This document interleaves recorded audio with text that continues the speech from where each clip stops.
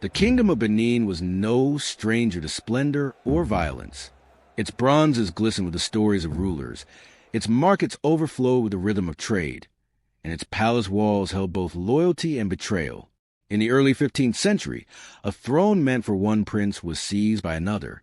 Brothers turned into rivals. Bloodlines became battle lines. In the middle of this struggle stood a figure no one expected to shape the kingdom's fate. Not a warrior, not a chief, but a woman of the market. Her name was Emoten. To many, she was a widow who sold food near the Oba market. To parents, she was a caretaker, the one who cradled their children while they traded. To neighbors, she was kindness woven into daily life. Yet, behind her stall, beyond the laughter of children, she carried the courage to confront deceit and danger head-on. When whispers of treachery reached her ears, she faced a choice that would decide not just the life of a hunted prince, but the destiny of Benin itself. One warning, one act of loyalty, shifted the crown and reshaped the city's future. Emoten's courage would turn survival into victory and memory into immortality. This is not the tale of kings carved into ivory plaques or warriors etched into bronze. It is the story of a woman who guarded justice, whose presence in a marketplace became the pulse of a kingdom, and whose spirit still stands in the heart of Benin today. Benin City stood at the crossroads of forest and river, a kingdom carved from the red earth of West Africa. High earthen walls stretched for miles, built by countless hands, enclosing a city where power, faith, and artistry converged. The rhythm of daily life pulsed within these walls, but at its center stood a throne, an institution that gave shape to every decision, every alliance, every quarrel between neighbors. This was a kingdom of the Oba, where power was not abstract but visible in the bronze heads, ivory carvings, and towering palace gates that carried the weight of memory. The palace itself was more than residence. It was court, council, and temple. Chiefs gathered there to settle disputes. Priests moved between shrines with offerings, and artisans delivered bronzes cast in fire-hot molds. Yet beyond its imposing presence, the life of the city stretched into something more chaotic, more human. Narrow paths wove through compounds and courtyards, carrying the sound of pestles striking yam, the laughter of children, and the hum of endless bargaining. At the heart of this movement stood the Oba market. It was not simply a place of trade. It was the lifeblood of the kingdom, a stage where survival and ambition collided. Stalls overflowed with baskets of peppers, heaps of smoked fish, coils of cloth dyed in indigo, and hand-forged tools gleaming under the sun. The smell of roasted maize mingled with the sharper scent of palm oil. Voices overlapped in constant motion, merchants calling prices, buyers haggling, griots announcing tales of lineage to anyone who would listen. Markets in Benin were more than economic hubs. They were arenas of politics and reputation. Chiefs kept watch over the flow of goods, aware that whoever controlled the market's rhythm could influence the city's stability. A woman's stall could feed her household, but it could also mark her as a trusted figure, a keeper of secrets, a quiet witness to the changes of power. Every exchange was both practical and symbolic, weaving households into the larger story of the kingdom. By the 15th century, winds of change pressed against this order. Royal succession had grown contested. Brothers, sons, and nephews eyed the throne, knowing that loyalty could be bought, and betrayal might appear behind a smile. Within this shifting atmosphere, no place felt neutral, not even the market. A rumor whispered at a food stall might end in exile. A careless word dropped during bargaining could spark the anger of a chief. In a world where silence often meant safety, even ordinary people found themselves walking carefully. It was within this city, in this charged moment of history, that two lives from different worlds would cross paths. The first was a young prince, carrying the weight of succession, yet stripped of the certainty of safety. The second was an ordinary woman, tending her stall in the Oba market, known to few outside her circle of neighbors. Their meeting would not be arranged by chiefs or priests, but by chance. It would prove powerful enough to echo through generations. Her name was Yore. To some, she was simply another woman in the Oba market, moving between baskets of kola nuts and pots of palm oil. Yet to those who truly knew her, Yore was more than a trader. She was a steady flame in a city flickering with uncertainty. Born into a modest family, she was not marked by wealth or powerful lineage. Her strength came from a different inheritance. the ability to care for others, to listen, and to act with a courage that did not announce itself in words, but in quiet choices. By the time she reached adulthood, she had endured losses that would have broken others. Early widowhood had left her with the weight of survival, and instead of retreating, she turned her stall into something beyond commerce. Her space in the market became a place of gathering, where neighbors sought advice, where children found a smile, and where weary workers could pause for rest.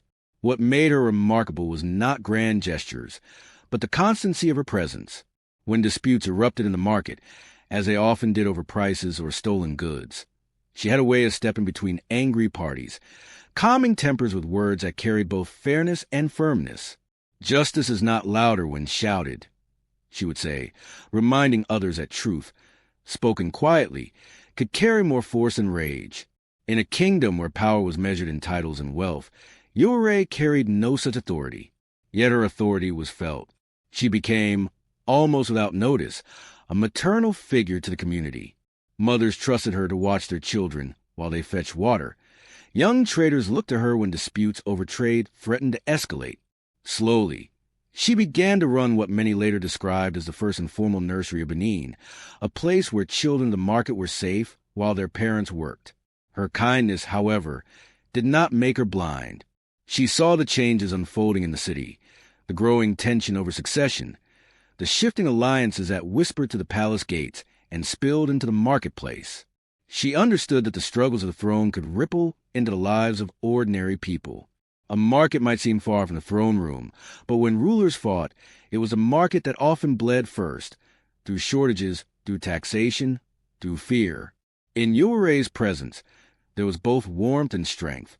People said she carried herself with dignity, neither bending too quickly to chiefs nor shying away from speaking truth to those who believed themselves untouchable. Her sense of fairness was not only personal, it was protective. To many, she was becoming a shield, though she herself may not have realized it at the time. No one in the marketplace could have predicted that her path would soon cross with that of a prince whose very survival depended on trust, secrecy, and loyalty. Yurei's stall, once only a place of trade and care, would become the stage where destiny paused, glanced sideways, and forever altered the story of a kingdom. His name was Ogun, son of the royal line, heir to a throne that should have been his by birthright. Yet in the shifting currents of palace intrigue, blood ties alone did not guarantee power. In the year 1432, the Kingdom of Benin found itself divided, its crown claimed not by Ogun, but by his brother, Uwafiakin, who had seized the throne and declared himself Oba. For Ogun, this betrayal was more than personal. It was a fracture that cut through the kingdom itself.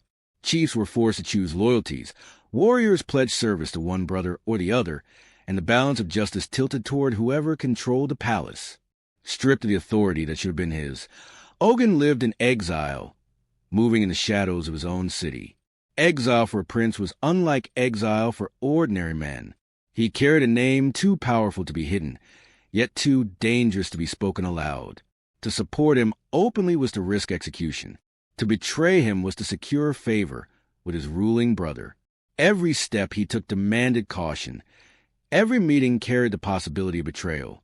Yet despite the danger, Ogun did not fade into silence. He carried himself with a resolve that spoke of a future he still believed in, a throne he still considered his. Not through arrogance, but through conviction of justice. The stories whispered about Ogun describe a man who could move among the people with humility, who listened to their grievances even as he carried his own. Unlike his brother, whose rule was marked by suspicion and self-preservation, Ogun's presence brought hope to those who believed the kingdom needed not only a ruler, but a restorer. Still, hope could not shield him from danger. Spies lingered everywhere, and assassins would be dispatched with the Oba's command. Every safe house was temporary. Every confidant might be tested. The palace loomed as both a birthplace and a reminder of loss. To regain what was his, Ogun needed allies, not only warriors, but those whose loyalty was rooted in something deeper than ambition. This is where the path of Ogun would intersect with Yurei. For in exile, he was not shielded by walls or armies, but by the quiet bravery of individuals who chose to see beyond fear. And while Ogun represented the possibility of restored order, it was Yurei who embodied the heart of justice in its simplest form. Their connection did not begin with grand declarations, but with a simple truth. One man hunted by betrayal, and one woman whose life was shaped by fairness. Neither of them could yet know that this fragile alliance, between a prince hiding in the shadows and a woman tending a market stall, would ignite a turning point for the entire kingdom. The markets of Benin were places of trade, noise, and survival. But beneath their chatter and bargaining, there were also places of whispers, where news traveled faster than horsemen and secrets passed quietly between baskets of pepper and yam. It was here, in this living web of rumor and truth, that Yurei first became aware of Ogun's plight. She had no wealth to command armies, no title to summon chiefs. Yet she had eyes and ears, and more importantly, she had trust. Parents left their children in her care because they believed she would protect them as if they were her own. Traders confided in her because she spoke plainly and judged fairly. In a city where deception was survival, Yurei's reputation for honesty made her rare, and dangerous to those who thrived on lies. When she learned the plots against Ogun, she did not hesitate. Oral tradition tells us that she risked her life by carrying warnings to him in secret. Perhaps it was a hushed word in a dimly lit hut. Perhaps it was a simple shifting of where she set her stall, a signal meant only for him. The details are blurred by time, but the meaning is sharp. Yurei chose courage over silence. Her bond with the exiled prince was not forged through romance or ambition, but through principle. Ogun was hunted, betrayed by his own blood. To shield him was to risk being branded a traitor, stripped of her livelihood, or worse, executed. And yet she acted, not once but many times, until her role as his quiet protector became clear. Imagine the nights when Ogun slipped back into the city he had been denied. The palace guards alert, the threat of betrayal constant. In those nights, it was Yurei's voice, soft but steady, that guided him away from danger. She was not armed with swords or spears, but with knowledge, who to trust, where to avoid, when to move. This secret alliance demanded more than bravery. It demanded sacrifice. Every time she warned Ogun, she pulled herself deeper into the current of royal rivalry. If exposed, she would not only lose her market stall, but also the community she nurtured, the children she cared for, the fragile stability she had built as a widow. Still, she did not step back. In these acts, Yurei's stall became more than a trading post. It became a crossroads of justice, where survival met defiance. She did not seek recognition, nor did she dream of monuments. What she sought was fairness. That truth should prevail over deceit, that justice should not be silenced by power. It is in this secrecy, in these whispered acts of defiance, that her legend was born. A woman without title, facing forces larger than herself, stood firm for what she believed was right. And in doing so, she became more than a caretaker of children. She became the caretaker of a kingdom's conscience. Every struggle for power reaches a moment where fate seems ready to decide the outcome. For Prince Ogun, that moment came one night when his enemies, desperate to end his challenge, laid a trap. Oral histories tell of an ambush prepared by Oba Uwafiakin's loyalists, meant to catch Ogun during one of his secret returns to Benin City. The plan was simple. Strike swiftly, leave no trace, and erase the last hope of rebellion. But fate had given Ogun a guardian, and her name was Yurei. Some say she overheard market gossip that betrayed the conspiracy. Others insist she had been deliberately approached by a sympathizer who dared not speak to the prince directly. What matters is that she acted with quiet urgency. She carried a warning to Ogun, perhaps under cover of night, perhaps disguised as a trader moving food from stall to stall. However she reached him, the message was clear. Death was waiting, and he must not walk into it. The moment carried weight far beyond the survival of one man. If Ogun fell, the chance for justice in Benin would wither. Uwafiakin's reign, already marked by betrayal, would harden into permanence. The people would have no champion. Yurei understood this, and though she was a widow of modest means, she bore that responsibility as though she carried the kingdom itself. When Ogun received her warning, he changed his path. Instead of walking into the ambush, he vanished into the night. His enemies, waiting with blades sharpened, found only silence. The trap collapsed, and Ogun lived to fight another day. That single act, the courage of one woman to speak truth in secret, extended his life long enough for destiny to unfold. From that night onward, Yuere's place in Ogun's struggle was no longer a question of chance. She was his eyes and ears in the heart of Benin. She was the quiet guardian who made it possible for him to return, gather supporters, and prepare for the moment when the throne could be reclaimed. Without her warning, there might have been no Oba Yuer the Great, no reforms, no flourishing of Benin's culture. What is striking about this turning point is not only the drama of survival, but the clarity of Yuere's choice. She could have remained silent, as many did, hope and protect herself in her small stall in the market. Instead, she risked everything for justice. In the courts of kings, loyalty was often bought with gifts of land and titles.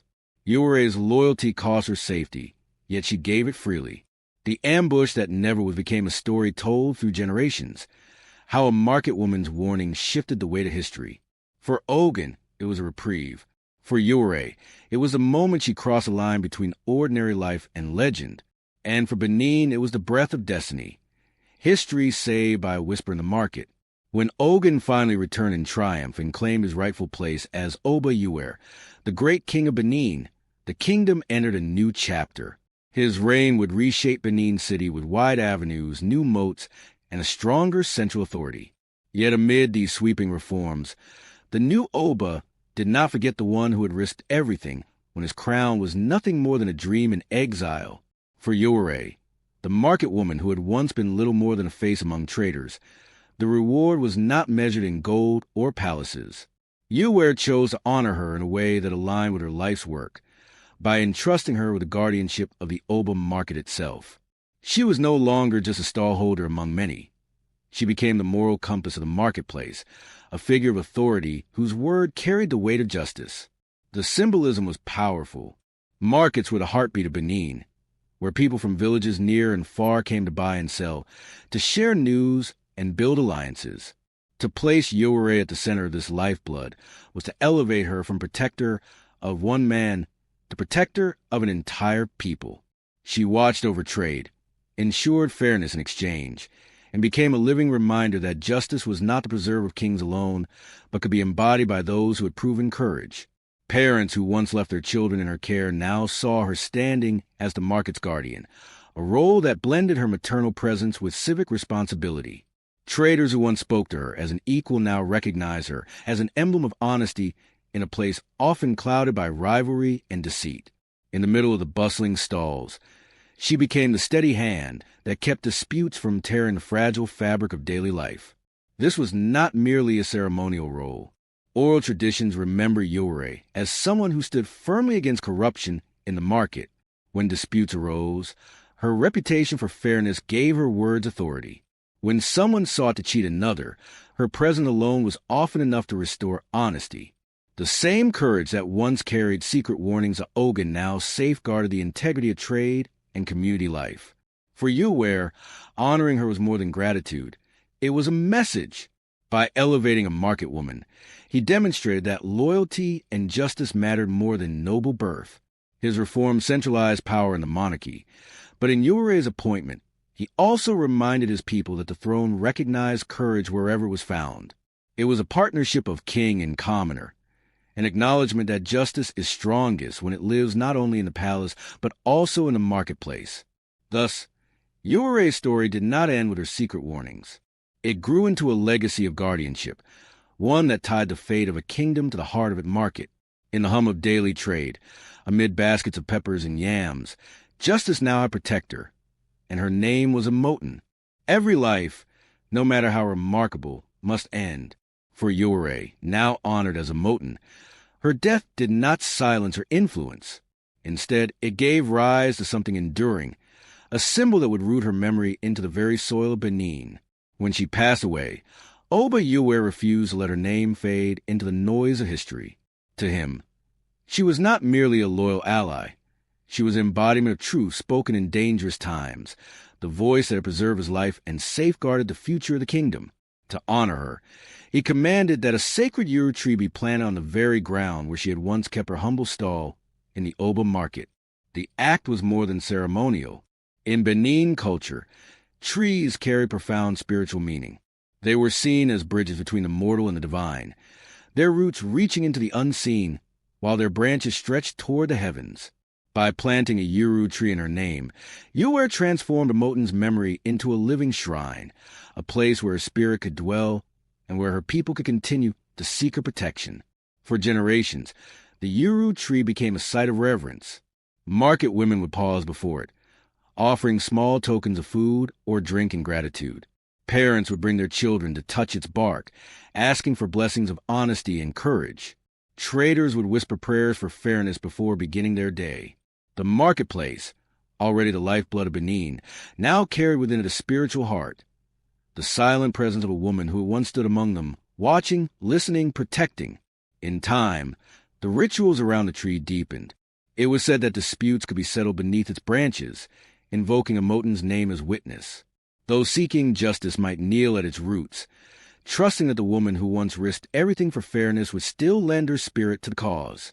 The tree, standing tall and immovable, became not only a marker of her life, but also a constant reminder that ordinary courage can outlive kings and wars. When the first Yuru tree eventually fell, the people planted another in its place. And when that one too gave way to age, the memory of Emotin was carried forward again. The cycle of planting and renewal testified to her eternal place in the city's conscience. In the rhythm of roots and branches, her story became inseparable from the physical landscape of Benin. Through the sacred tree, Emotin was not just remembered, she was present. Each dawn in the market began beneath her shadow.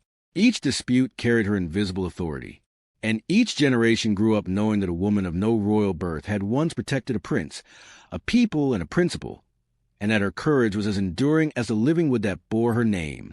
Centuries passed, and with them kingdoms rose and fell, but the memory of Emotin never faded.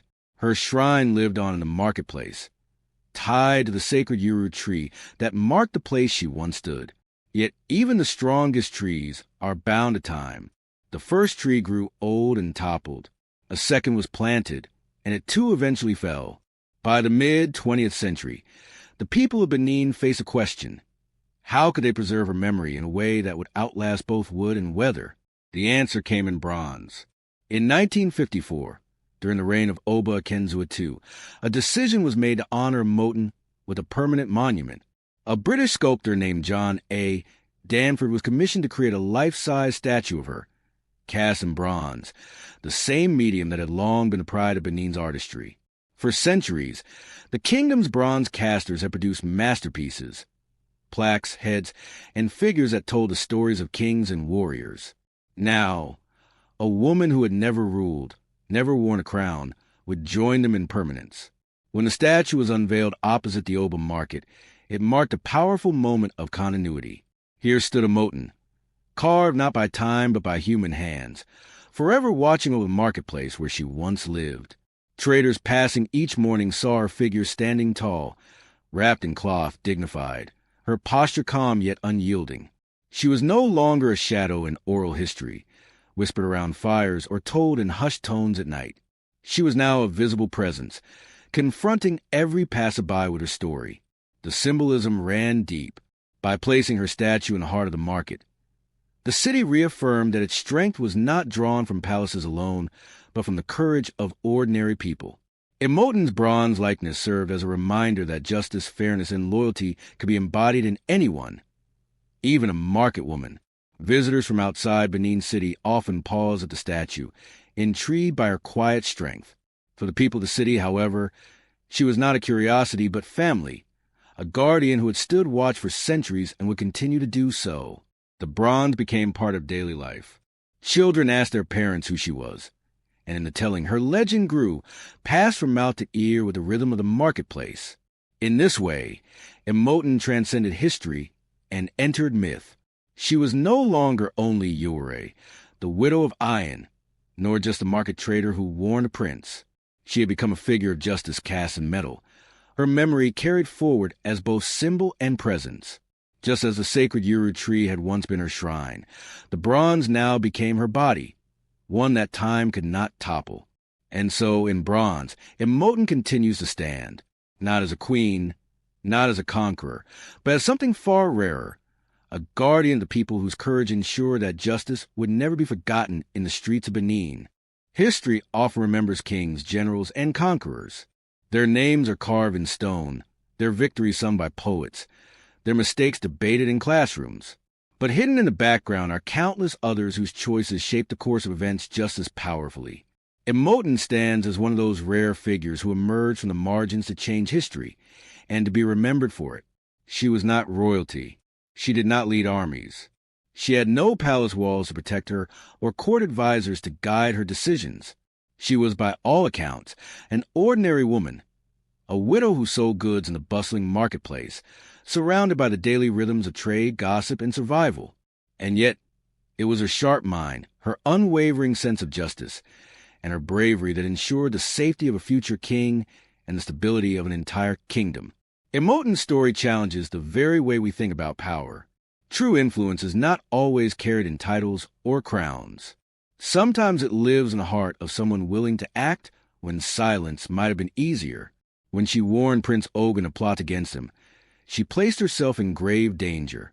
To betray powerful men was no small thing. But she valued truth more than her own safety, justice more than fear. That act of loyalty and courage tilted the balance of history. Without her, the story of Benin might have unfolded very differently. Her relevance does not stop in the 15th century. Even today, Emoton's life speaks to us. She represents the strength of women in societies where their contributions were often overlooked. She shows that everyday people, not just leaders, carry the weight of moral choices that shape communities. In markets across Africa and beyond, women like Emoton have always been the backbone of society, holding families and economies together while also guiding values and traditions. Her statue, standing in bronze, is more than a memorial. It is a lesson cast in metal. It tells us that integrity matters, even when it is costly, that loyalty has the power to secure legacies, that courage is not the absence of fear, but the willingness to face danger for something greater than oneself. Perhaps this is why her story still resonates. In a world where history often feels dominated by the powerful, Emoton reminds us that the powerless, too, can leave echoes that last for centuries. She stands as proof that even in the margins of society, greatness can be found, not in conquest or wealth, but in conviction and character. To ask why Emoton matters is to ask why memory itself matters. For people to remember someone like her is to affirm that values are as important as victories, and that justice, courage, and loyalty are worth enshrining. In remembering Emoton, Benin remembers the very spirit of resilience that allowed it to endure, flourish, and inspire. Centuries have passed since Emoton walked the bustling streets of Benin, yet her presence has never faded. The city she helped safeguard has transformed many times over, surviving internal struggles, colonial encounters, and the challenges of modernity. But through it all, Emoton's memory has remained, carved into the very identity of the Benin people. Her bronze statue, first erected in 1954, continues to stand tall near the Oba's palace. Travelers pause before it. Children are taught her story in schools, and elders still pass down her tale with reverence. To many, she is not just a historical figure. She is a symbol of loyalty, courage, and sacrifice. The fact that a market woman became immortalized alongside kings and warriors speaks volumes about the values she embodied. Her story is proof that honor is not confined to throne, but belongs equally to those who protect it. But Emoton's legacy stretches far beyond symbolism. She embodies the resilience of African women throughout history, women whose labor sustained communities, whose wisdom guided decisions, and whose bravery often stood as the final shield in times of crisis. To remember Emoton is to remember them all, the silent defenders of justice, the protectors of culture, the guardians of memory. In many ways, her legacy is also about identity. The Benin Kingdom is renowned for its artistry, governance, and tradition, but within that legacy lies the story of Emoton, a reminder that the greatness of a civilization is not measured only by rulers and armies, but by the character of its people. Her courage and loyalty reflect values that communities across time and place recognize as timeless: integrity, justice, and resilience. Today, when conversations about history often focus on battles and empires, Emoton offers a different lens. She shows us that the heart of history can be found in the choices of ordinary people, and that those choices can echo far longer than anyone might expect. In every community where individuals step up to defend truth, to stand for justice and protect the vulnerable, her spirit endures. For viewers of her story now, Emotin's life is more than a tale of the past. It is a call to reflect. What does loyalty mean to us today? What are we willing to protect, even at personal cost? How do we honor the silent heroes in our own communities? These questions keep her legacy alive, urging us to see history not as distant, but as a mirror for our present. As the sun sets each evening over Benin City, casting long shadows across her bronze likeness, Emotin continues to stand watch, not just as a guardian of the past, but as a reminder for the future. Her courage tells us that greatness can come from the most unexpected places, and that the power of one voice, spoken at the right time, can change the fate of a kingdom. And so, the market woman who once stood in defense of the prince remains immortal, not in stone or bronze alone, but in the spirit of a people who will never forget her name.